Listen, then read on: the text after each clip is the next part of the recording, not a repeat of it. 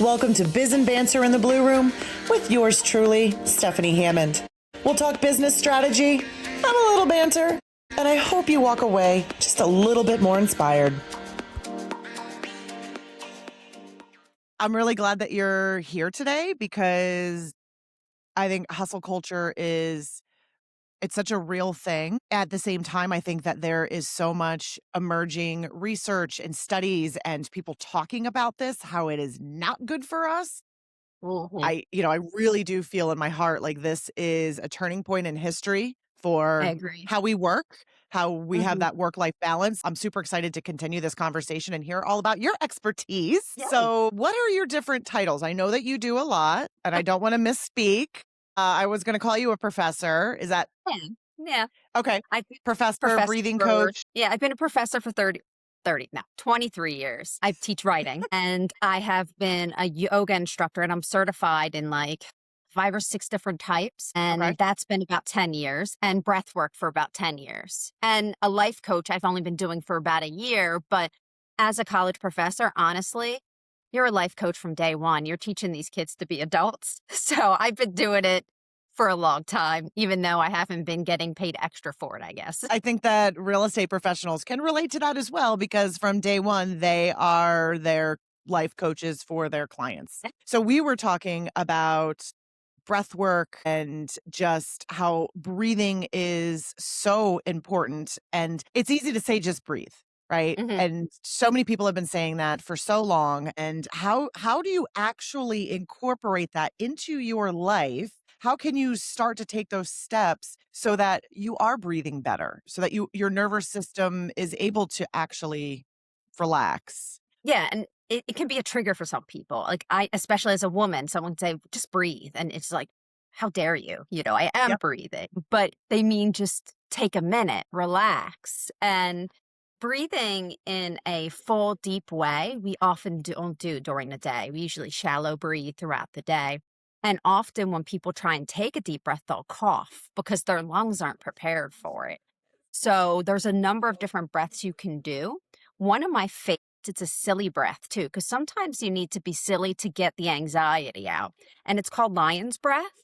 And and it's really good in the mornings too, because it helps clear all the bad air out of your lungs and your mouth, and it actually freshens your breath. So it looks really silly. I know we're on video, so you guys get to see it. You take a Let's big do breath it. in, and you stick out the tongue, and you go, yeah, I love it. I love it. And isn't it it, it loosens everything up. I mean, as somebody who had TMJ for 20 years or fun? whatever it is, it helps everything in your sinuses too. Yeah. And it gets that stinky breath out, especially if you're working with clients and you're worried, like, I haven't talked for a while. I've been, doing my stuff. And then you're like, I got to get it out. And it releases anxiety. It's an energizing breath because there's different types. You have to know when you need to energize yourself and when you need to relax. And a lion's breath is energizing. I suggest doing it 3 to 5 times. And with any type of breath work, if you start feeling dizzy or lightheaded, stop. Like, it's just common sense. You'll see some people, they'll breathe and then they'll hyperventilate and pass out. And it's kind of like, no, you're defeating the purpose. So I mean, that's a forced relaxation, right? I mean, it's I guess, if you fall, I've had a traumatic brain injury. So when you fall and hit yourself, it's like, you definitely don't want, no, it's not funny like in the movies or TV shows. Like passing out's right. not funny. No, So I it's always not. suggest sitting when you're doing breath work. And plus, it's good to be comfortable. And you have to sit up tall. You have to open your lungs. And you practice good posture when you're breathing. You make sure your chin is level so you have enough room in your throat. Because if you're doing a good breath, you're getting all the way down to your stomach. And you have to activate your diaphragm too. And if you're just shallowly breathing, you're probably not even getting into your lungs. Right. So a big deep breath can be really, and it could just be another one I've been doing, I teach special needs a lot, is just sighing. Sighing feels so good. So just taking a big breath, right? Your shoulders relax, your face relaxes. When I do it with special needs, I'm like, pretend you're angry. Think about when you're angry. Your shoulders curl, your fists ball, your face clenches. Now sigh and try and hold that. And you can't. Huh. Your body relaxes. It's interesting that I'm just thinking about when I sigh the most, a lot of meetings that I am in, not that I'm presenting. And it's, yeah, depends on what the topic is too. So you would say the sighing is more the relaxation. The did you say lion's breath? Lion's mane is, Breath is energizing. okay, energizing. I do love Mhm. lion's breath. I'm also a Leo. And I'm wearing my Mhm. Leo necklace. So I'm relating to that. Not Nice. that it really has anything to do with one or the other. Um, so you give us two different breaths, energizing and relaxing. Mhm. How do we Or know when to cooling. do We what? refer to it as cooling breath a lot of times because it cools the body. Because you can actually use it to help with your internal heat. So, say you're chilly, you can do Okay, lion's breath to warm your body. And fascinating. then if you're hot, you can do a cooling breath. One of my favorite cooling breaths is like you breathe in through the nose, you clench the teeth as you breathe in, and then you breathe out through the nose. And then clench your teeth, let it go. And you can feel the inside of your mouth starting to cool off. If you do it long enough, it'll cool the inside of your mouth and it can cool your body down. That's fun. And Hmm. we're talking right in smack dab start of summer right now. So as it gets warmer throughout the day, now we have a breath. That's really Exactly. fun. I Well, do it all the time to the cool my cooling body breath. off. And like you can cool physically, and then sometimes your energy's hot. Like you're all hot and bothered. So it cools your energy down, and it brings you back to that relaxation. And that's one of the things I hear, just as we talk about breath more and more openly on social media, I hear other coaches saying, well, you don't need to take a deep breath because that's going to suck out some of your energy. Well, Mhm. so what you're saying is you have to take the right breath. So if you're taking Yes. an energizing one versus a relaxing one, that's really what's going to make the difference because the point is not to tap yourself down unless you Mhm. need it. Like if you're trying And to psych yourself up, like you're going to present and you need to like psych yourself up, you're not going to do, depending on if you feel like if the inside of your body feels like bouncy balls, yeah, calm yourself down. But if you're like, I need to be the best, I got to get myself going, then you do like a lion's breath. And it's very similar. I don't know if you've ever seen Ted Lasso, which is a phenomenal show mhm, about, and it has a lot of wellness tips. Rebecca in it, she shows one of the characters how to like, how she psychs herself out. She's like, I get myself all big. And I'm like, "Argh." Similar to a lion's breath, because you're like, I'm powerful, I'm strong. And it helps to build your confidence and your self esteem so that when you walk out there, you're like, yes, let's do this instead of being meek. Because no one wants to listen to someone's meek and mumbling.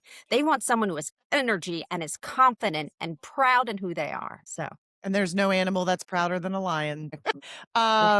So let's get practical. You were talking about your students. What's something that you tell your students that when they're in a spiral that Mhm. actually works in Okay. terms of maybe one of those breaths or anything else? What have you seen work? Well, it depends. Like, I know a lot of times the more you practice it, the more you do breath work or you do yoga or whatever you do to calm your body automatically start doing it. My daughter's caught me a couple times where I'm in traffic and I'm anxious, and she'll catch me doing Ujjayi breath, which is a very popular breath in yoga. It's constriction of the throat. And she's like, Mom, you're doing the breath thing again. And I'm like, and I don't realize that my body knows that it needs to calm down. So it just automatically pops right into it. But sometimes if you're in a severe situation where you're really stressed or really anxious, it's kind of just like noticing what your body's doing.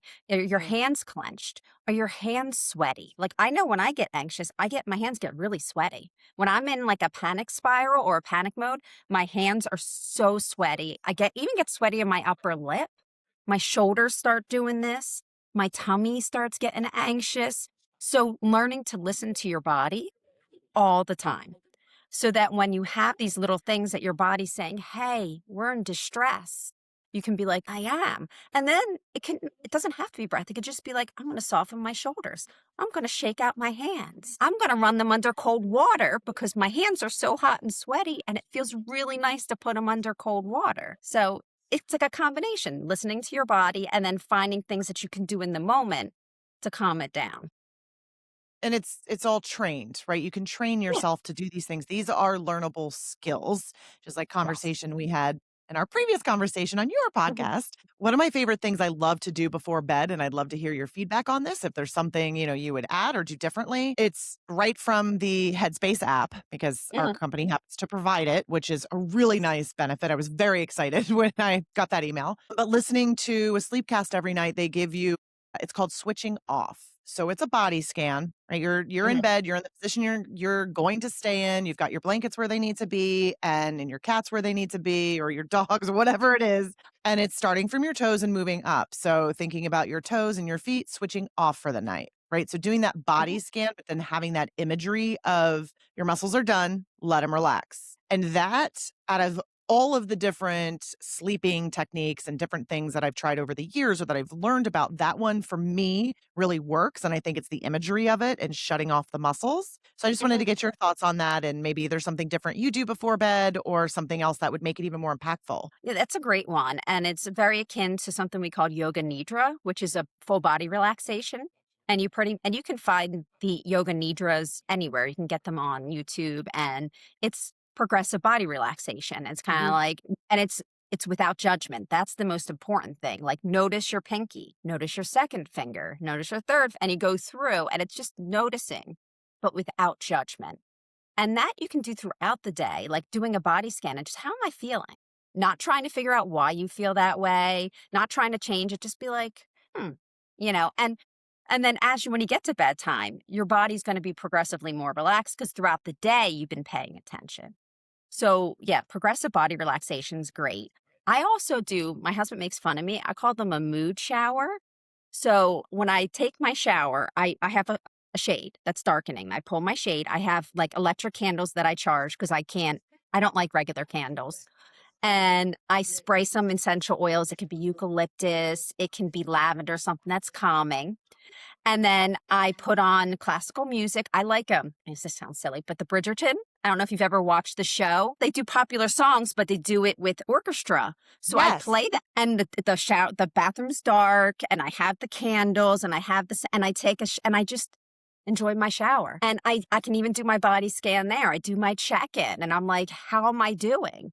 And you can even on top of that, and I always tell people, you should always check in with your emotions every day. It can be when you're doing that shower, when you're walking the dog. I like to sit in my garden at night and just kind of look at and feel the breeze, look at my flowers. And I say, what's the best thing that happened today? Mm. And say to myself, okay, and how did it make me feel? What can I learn from this? And then I also ask myself, what's the hardest thing that happened today? How did Ooh. it make me feel? And what can I learn from this? And every day. I think that that can be so impactful, especially for solopreneurs, those running their own businesses, because, and I'll speak for myself, you just get used to it. You get used to the hustle, you get used to the stress and the stress that it puts on your body. And our bodies are extremely resilient. And, Mm. just a little bit about me. I mean, I lived with a headache for 12 years before somebody finally said, I think you have TMJ. You should probably sleep with a night guard. Yeah. And it completely changed my life. But Mhm. now I get a headache and I'm like, oh my God, I'm dying. I'm like, what's happening to me? Because I don't have it every day. Our bodies just get used to that. And I always think about that when somebody says, I don't have stress. I don't feel stressed. Are you sure about that? How can somebody who might have that mindset of, you know what, I'm not stressed. And listen, so many people take very good care of themselves. I'm not saying everybody has this, but how can you recognize that, hey, maybe my body does need a little something more. Maybe it does need 2 minutes of breathing or sitting in the garden or petting my dog for just a little bit longer than I usually do. What would be the first thing somebody who doesn't do any of this should stop and think about? Stress is a tricky thing because stress is good for us. It motivates us. It keeps us safe. Like, stress is a natural response. Like when we used to be chased by predators, fight or flight was a natural thing because you need to react if something's chasing you. You got to save yourself. But now it's not really what it is anymore because we're not being chased by things traditionally, usually, unless there's, extenuated circumstances. And so we start creating these situations in our lives where we go after, we want to feel stressed. That's why we play sports. It's an outlet. That's why we run, because we want those endorphins that we used to get naturally. So then we get used to it and we think it's a good thing because it motivates us. But when stress goes towards like anxiety and it gets deep inside, we start having physical reactions. And then just look at yourself in the mirror. If you're like this, you're stressed. No Mhm. one that's in a healthy life has rounded shoulders. They're stressed because that's where we hold it. So if you're looking in the mirror and you're comfortably like this, there's no pain in your trapezius muscle, you're not stressed. Notice your hands. Like, are you picking at your cuticles? Are you chewing at them? Like, that's a sign of stress, right? That's a stress response. It's self-regulation. Like, we have other ways that we do self-regulation. Some people spin their hair. In the like autism world, they call it stimming, which is just self-regulation. It just looks bigger for people, some people, where stimming, like self-regulation, may be flapping arms. Some, like my son, he loves to play with his hair, right? And he does it, a good amount, but most people wouldn't recognize that as a stress response. So just kind of figuring out what's your stress response in your body. And also, if people are always saying to you, are you in a bad mood? You tired? You're sniffing at people all the time? You are stressed out because you don't treat others that way unless you're stressed. You take it out on other people a lot of times. And when someone's acting that way to you, they're stressed. They're using you as a mirror. You might not necessarily have done anything to them. They might see your calm demeanor and it might trigger them because they're so stressed, but they don't recognize it, that they're nasty to you because they're jealous. They don't even realize it. They're jealous of your calm. So That's a very interesting point because in the world of real estate, when you think about the real estate professionals and they are helping their clients through what is typically the largest purchase or sale of their lives, they're the one, the professionals are the ones who are going to try to stay as evenly keeled as possible, right? Because they're absorbing all of that stress that's coming from their clients. And it's interesting that you're saying that, let's say I'm the seller and I'm completely stressed out because I need to make X amount of money and that's not happening and things aren't going the way that I expected them to, even though my agent told me all of the things, I just didn't listen to them and I'm going to take it out on my agent. What can the agent do to, I don't want to say absorb because I don't like using that term. You don't want to absorb their negative energy, but how can they help rebound that or not absorb that energy when their client is on high stress alert? Now I'm not talking about they're yelling at them or, verbally abusive. That's an entirely other topic. But if that stress is so high, the agent sees that, how can they best help themselves to not absorb that energy? I always say communication skills are so important. You can say, I can see you're really stressed out about the situation. Let's talk about how we can make you calm or discuss why you're feeling this way. How can we alleviate this? And you obviously staying calm yourself. Because if like think about whenever someone like you're on the phone, right, with the customer service and they're not giving you what you want. And I remember my mother used to always get nasty and yell. And I used to always think to myself, and I always tell like all of my clients, all of my students, I'm like, you catch more bees with honey. Like if you yell at a customer service person, you're triggering their fight or flight. They're angry, they're upset. They're not going to do a kind thing for you. So meet them at a lower level because you don't want to meet them where they're at. Definitely not Right. if they're really, you know.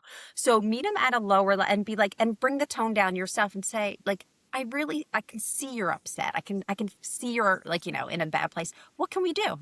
What's going to make you feel better? So communication's always really good. And one thing you can do intellectually is create a barrier around yourself. And you just kind of, when we do meditation a lot, one of the ways I do it, as I say, as you breathe, imagine you're breathing out like a gold energy, right? Because you start off like feeling the gold inside you and you're like building. And as you breathe, you're imagining this light, right? And you're getting bigger and bigger. And then it's coming out your nose and it's flowing over your body and it's creating this barrier that no one can get through unless you let them. And whatever imagery, it can be like chainmail. It can be a gold shimmery energy. It can be like the bundle, a bubble Glinda wears in, or flies around it in The Wizard of Oz. Just something impenetrable that no one can get through. And sometimes just doing that is enough.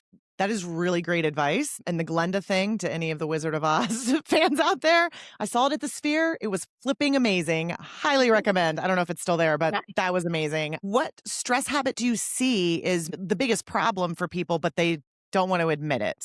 Well, they take it out on themselves. Like it's the negative self-talk and negative self-thought, like, and especially when you like the hustle, like, oh, I didn't I didn't make enough money today, or I didn't talk to enough clients, or I didn't get enough leads, like especially networking events. Cause I know for realtors, even for me, like word of mouth is the best way to sell your business.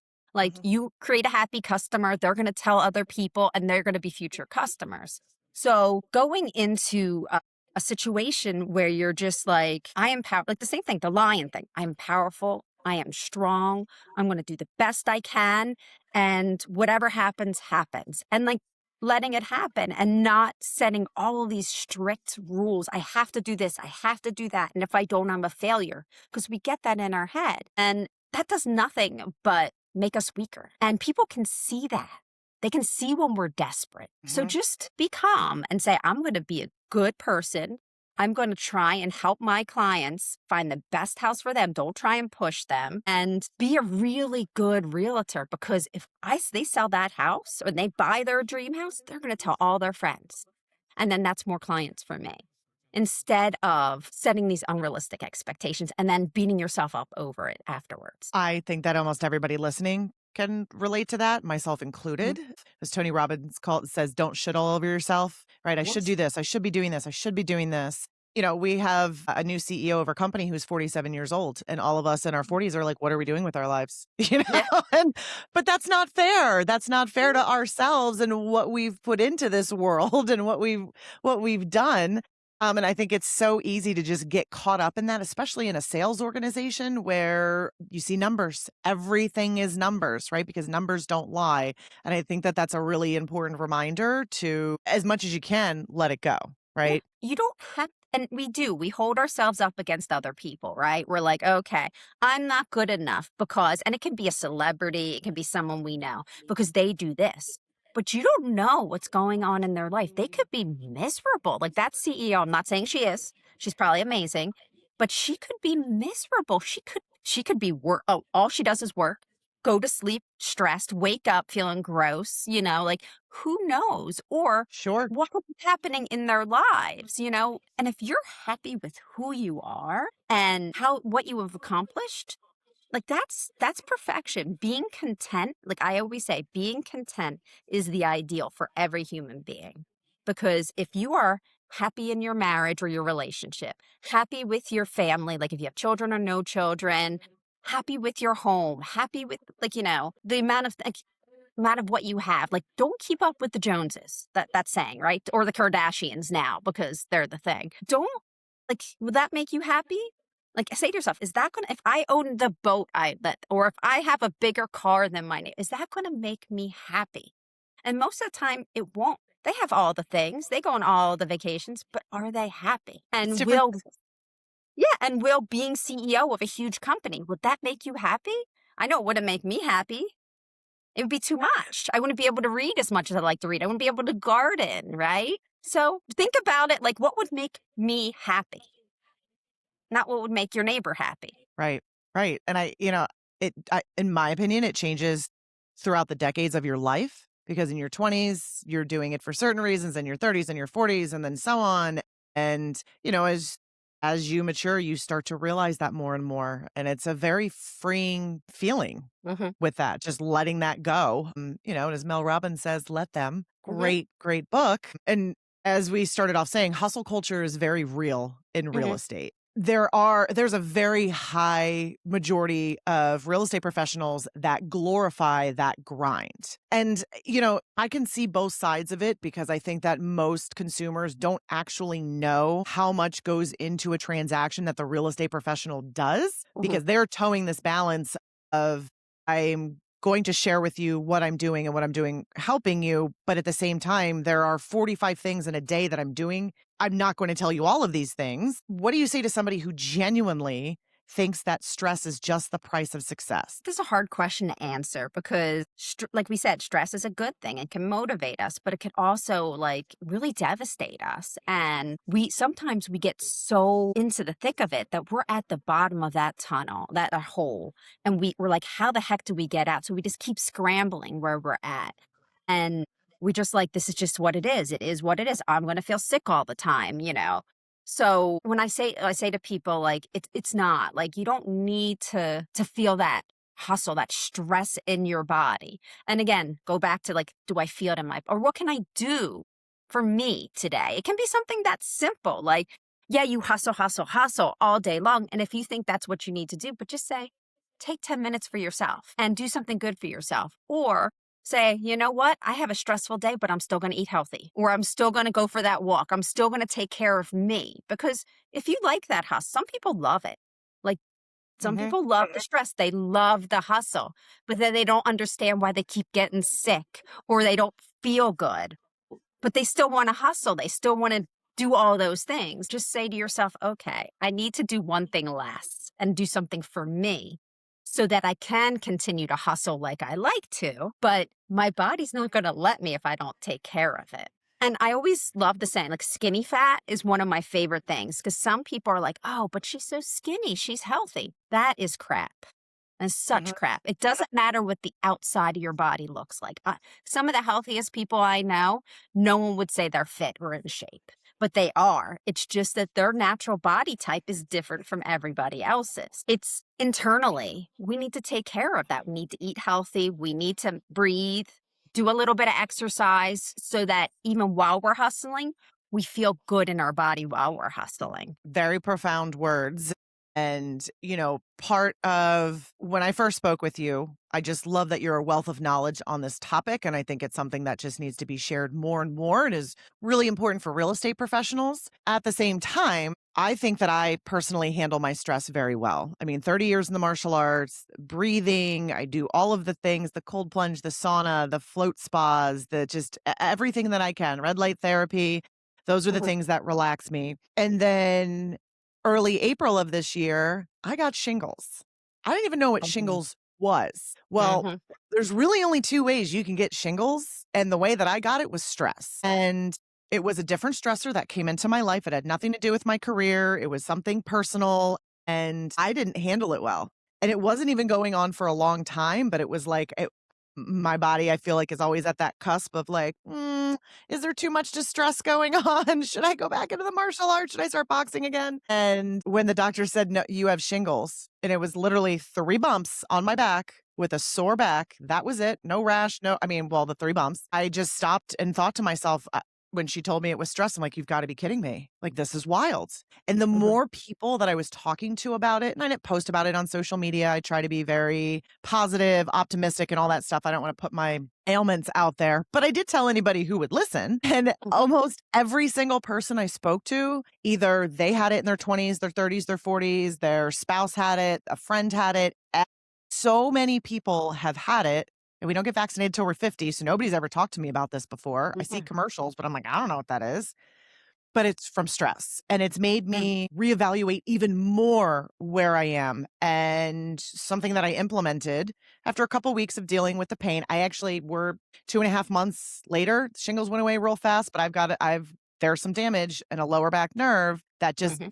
it's not fun, right? In a very specific area of my body. So it's very weird. But this isn't woe is me. This is what can I do to prevent this from getting worse and ever happening again? Because even though it didn't hit me with everything that I've heard that shingles can, it was Mhm. terrible. And I started putting on my calendar every day there is 1 hour that is color coded purple. I just picked purple because all the other colors were taken. So it doesn't really have any significance, except for when I look at that purple, I know that that's my hour of nothing, no other outside stimulants, no TV, no laptop, no phone, no nothing, no husband, just me. Whether it's a walk, whether it's a book, whether it's a float spot, whatever it is, that every single day there has to be something on my calendar so that I can check in with myself so that that never happens again or so that something worse doesn't happen. My blood work can come back just fine. Somebody's blood work can come back just fine, as you're saying, with your internal systems, but that doesn't mean that something can't happen to you at the drop of a hat. So this conversation, like I said, is a little bit selfish of me because I want to learn from you as much as I hope that it helps others. Mhm. And I just want to know for you, what does a bad day look like for you, and what do you do about it? Well, the first thing I'm going to say is for your back, try cupping. Have you ever heard of cupping? I know what cupping is. I've just never tried it. Get it done. It'll Okay. save you. Your back's going to feel like $1,000,000. That goes to anybody out there too. Because I had surgery on my neck because I had to get two of my discs replaced. And I've done acupuncture, I get massages, my yoga. Until I got cupping done, I didn't have true relief. Like, I've been having cupping done for about 3 months now, and then I'm gonna obviously continue. My neck feels better than it has since I was, like, a teenager Wow. because it expands the tissue, and what it does is your tissue gets compressed throughout the day and throughout your life and expands it, so that compression that's on your nerve, it's gonna open up, and then you'll the nerve pain will go away, so All it's right. great. So that's setting aside stuff like that for yourself and, like, getting cupping done, getting a good massage, those things. But for me, a bad day, when I have a bad day, I say to myself, "You know what? This is just gonna be one of those days." And if I have stuff on my schedule and I can cancel it, I cancel it. And then I don't look at my phone. I put my phone away a lot. I don't like the constant interaction. That's why I say to people, like, we are in a society now that we can't concentrate for more than 3 seconds without losing our attention span. Like I look at my college students and I literally jump around like a maniac up there because I want them to keep paying attention to me because I know they're like, squirrel, what? Huh? Phone? And that's bad for us. We need to get bored sometimes and Mhm. to like take the stuff out of your ears and just stare at something. Let yourself get bored. We used to be able to do that as kids. Like this my favorite thing when I was little in church, I would get bored all the time, right? And in my school, my high school, they were redoing something and there was scaffolding. And I would literally sit there and I just imagine how I would climb across the scaffolding and then what would I would do. And I'd do a twirly there. And it was just I just let my mind go. And then later on I'd write a story about it because I'm a writer.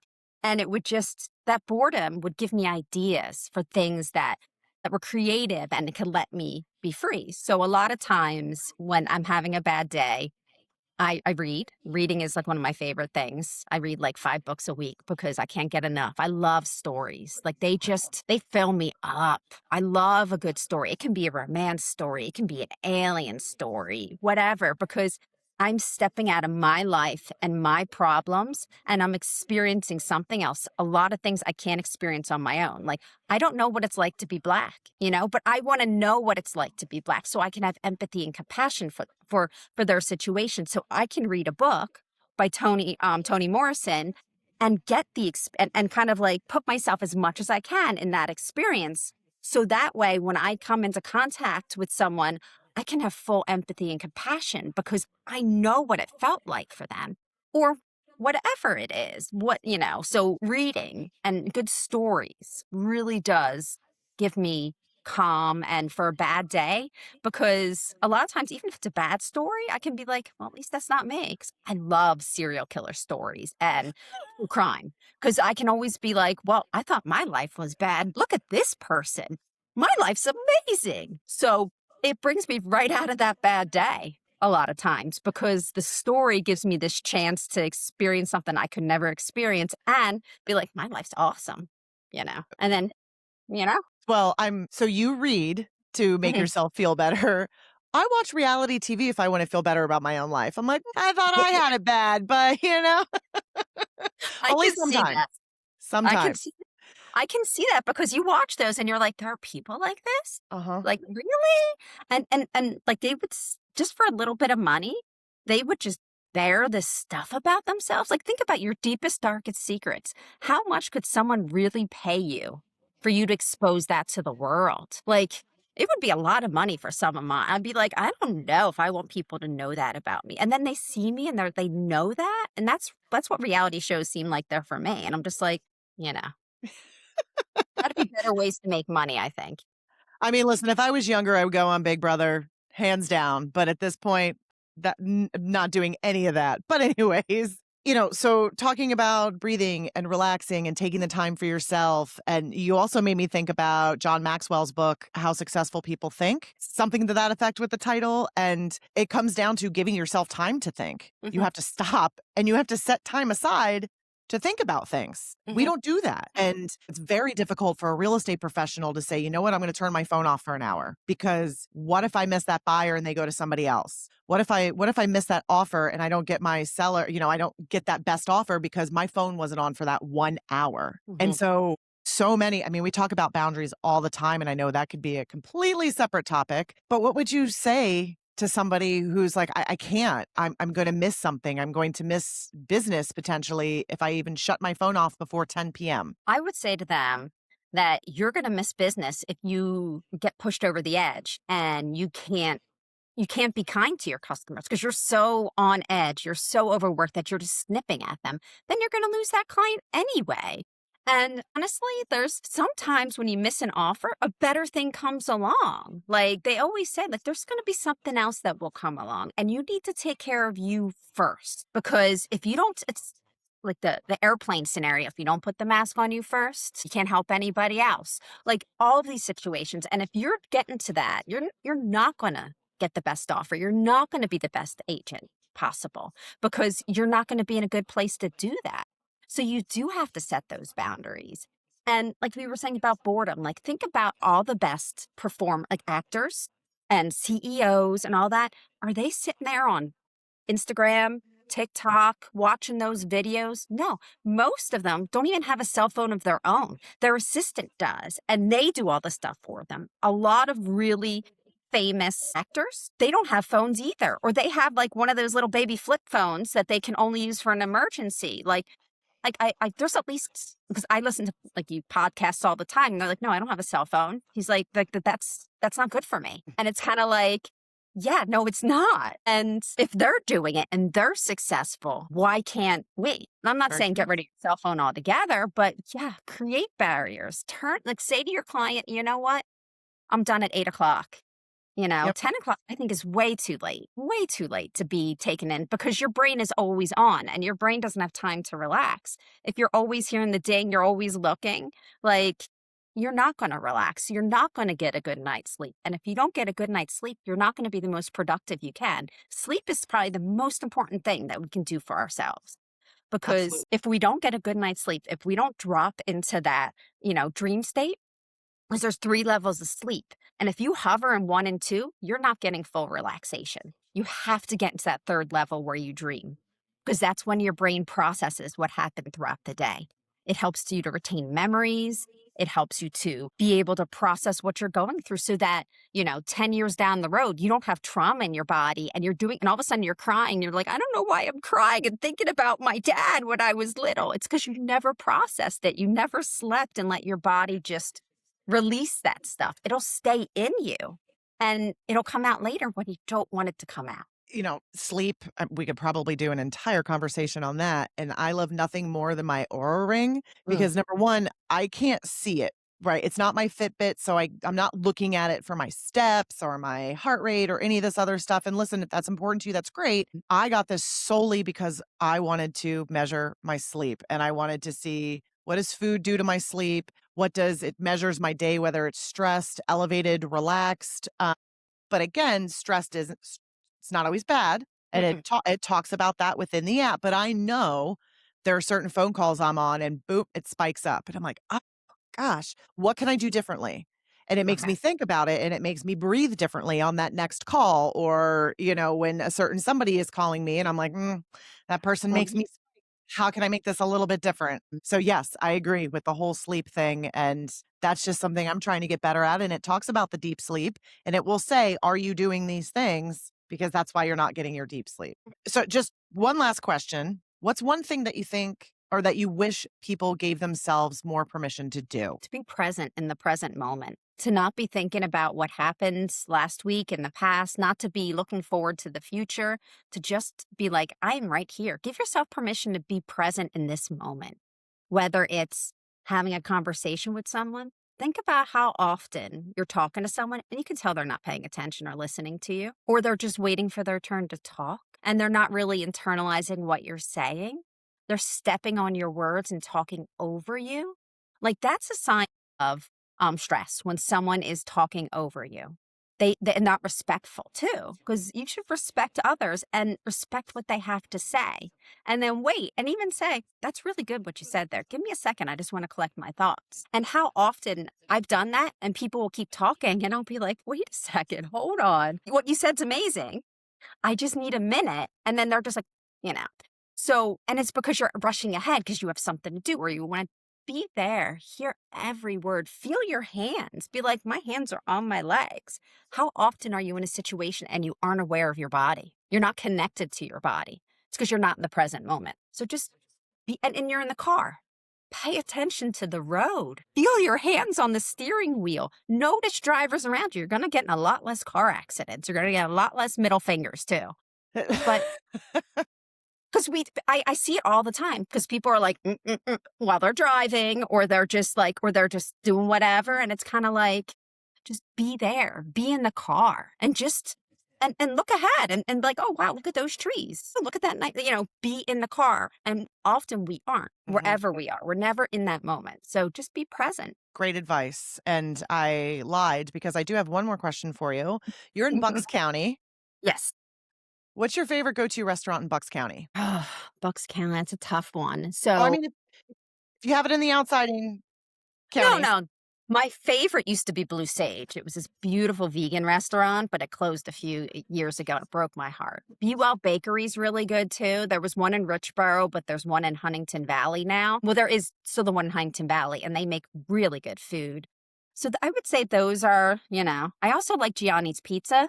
It's in Richboro. It's the best pizza. I think Three Brothers, I think his parents or something like that were from Three Brothers Pizza, which is a really famous pizza franchise, but most amazing pizza you can get. So Well, I think I might have some pizza for lunch now that we're around that time.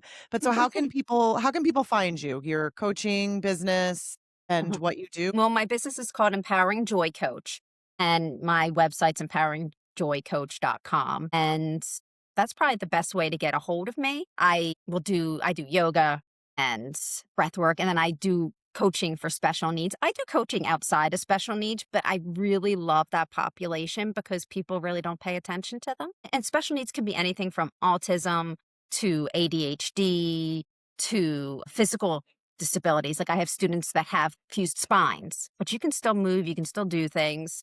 It can be emotional issues as well. It's just a differing need, whatever your needs are, because often when someone has a differing ability, when they're children, they get a ton of services. Schools really take care of it. The government helps, but as soon as they turn 18, everyone forgets about them and they don't even look at them. That's the thing that bothers me, or spend time with them or take a moment and let them finish their sentence. Because a lot of people will step on their words because they think they feel uncomfortable because they're stuttering or they have a hard time getting their thought out. But it's not that. It's just their brain's taking longer to process. So don't finish their sentence.